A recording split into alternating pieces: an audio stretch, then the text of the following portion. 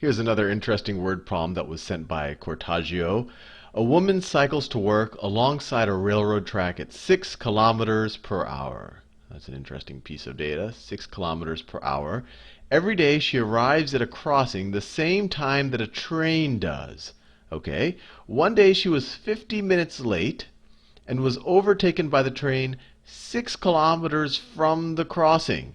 In how many minutes will the train reach the crossing? So let's see if we can draw a diagram here that can somewhat describe what's going on in this problem. So what's on a normal day? On a normal day, she leaves from home.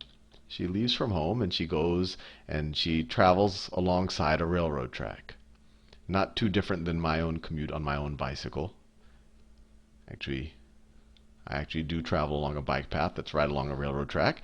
Anyway, she leaves here. Let's say she leaves here at time is equal to 0. Time is equal to 0. And right at this point right here, maybe that's where the railroad crossing is, right there, the train passes her up. And she's traveling at 6 kilometers per hour. 6 kilometers per hour. 6 kilometers per hour. And what else does it tell us? It doesn't tell us how long it takes her or how far she travels. So let's just write. Let's say she arrives here at t is equal to a hours. T is equal to a. We'll do time in hours since we're in kilometers per hour. So this path takes her a hours to travel. So it takes her a hours. If we care about the time, a hours. Now, on this next day, she's 50 minutes late. So in this day, she has to travel the same distance in both distance and time. But this is this day.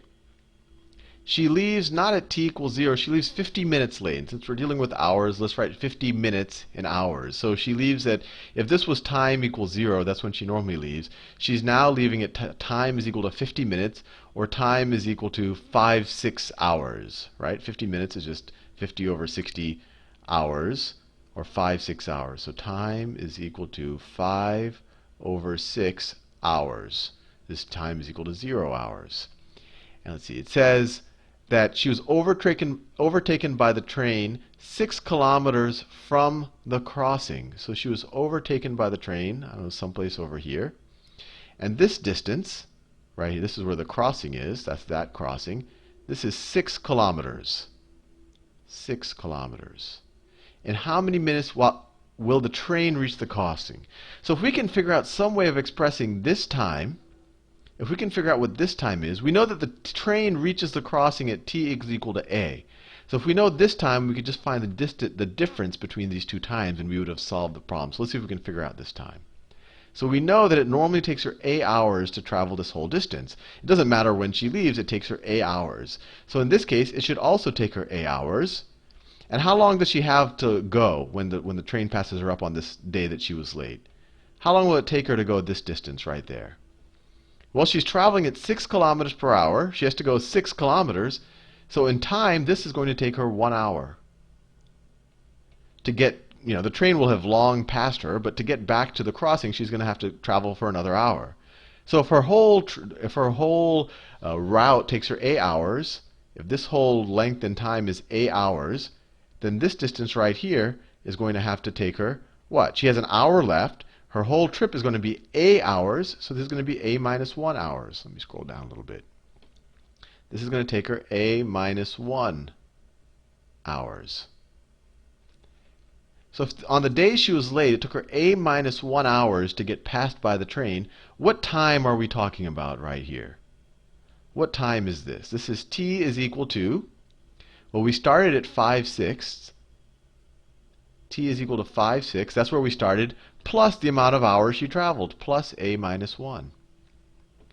So there I think we now have all the information we need to solve this problem. On the day she is late, the train passes her at time is equal to 5/6 plus a minus 1 hours, where a is the amount of time it normally takes her to travel her entire route to the crossing. We know that the train passes this point at t is equal to a. So if we want to know how many minutes does it take the train to go from this point to this point, we just have to subtract the two times.